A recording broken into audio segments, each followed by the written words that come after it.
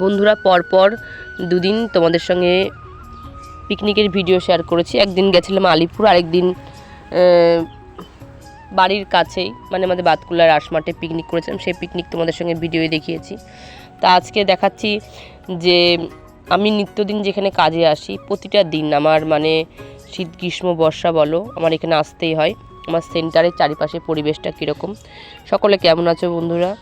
আমাদের সেন্টারটা পুরো এই দেখো বাঁশঝাড়ের নিচে, কিন্তু তোমাদের মাঝে মাঝে বলি না ভিডিও যে জাতসাপ দেখা যায় ঘরের মধ্যে, আসলেই তাই। কি জানো তো, মানে সেন্টারটা বাঁশঝাড়ের নিচে সেও এক কথা, আর এই চারিপাশের মানে মাটি ভিত্তিগুলো বলো খুবই পুরনো। এখানে জাতসাপ বাস করা কোনো মানে অবাস্তব কথা না। আর এই দেখো ভিতরে আমরা সাপ ব্যাং যাই বাস করুক না কেন আমাদের সাবধানে নিয়ে কাজ করতে হবে। আর যে ঘরের ভিতরে দেখো রান্না করছি, ডিম সিদ্ধ হয়ে গেছে আজকে বৃহস্পতিবার, আর এই যে উনুনে খিচুড়ি হচ্ছে। তা খিচুড়ি রান্না হয়ে গেছে অনেকক্ষণ, এই খাবার দেবো, পাবলিকে এখনও আসেনি, বাচ্চাদের মায়ের এখনও আসেনি, তা সেজন্যই একটু ভিডিও করছি এই ফাঁকে। ভেবো না যে কাজ বন্ধ দিয়ে কাজ ফাঁকি মেরে তোমাদের সঙ্গে ভিডিও করছি, তা না, রান্না হয়ে গেছে তাই দেখছি একটু হাতের সময় আছে। এই যে চারিপাশটা সেন্টারের সামনে একটা ফাঁকা মাঠ আছে, এখানে রাত্রিবেলা তোমার ছেলেরা এখানে পাড়ার ছেলেপিলেরা সব র্যাকেট খেলে, তোমাদের দেখালাম মাঠটা।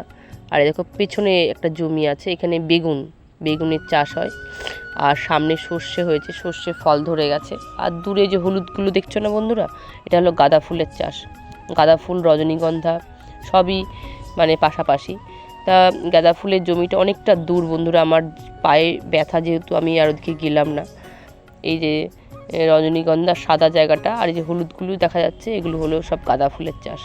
আর সামনে যে সর্ষে, পাশে একটা কলা গাছে দেখি ছোট্ট একটা কাঁদি ধরেছে, কি ভালো লাগছে দেখতে কাঁদিটা।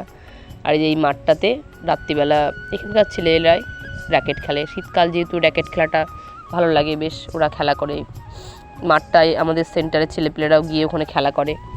আর এই যে সামনে সেন্টারের ডান দিকে আছে তোমার পুকুর, এইটা পুকুরটা হলো অনেক বড়, বহু পুরনো পুকুর। তা পুকুরটায় মাছ চাষ হয়, অনেকে স্নান করে, আবার কাপড় জামা কাচাকুচি তো আছেই। পুকুরে প্রচুর মাছ আছে বন্ধুরা।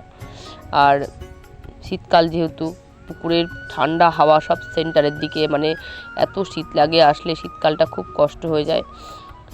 সব দিকেই সমস্যা বন্ধুরা, বর্ষাকালে সাপের উপদ্রব, শীতকালে ঠান্ডা হাওয়া, গরমকালটা একটু শান্তি আছে, ঠান্ডা যেহেতু বাঁশঝাড়ের নিচে সেন্টার, ঠান্ডা আছে, অসুবিধা হয় না।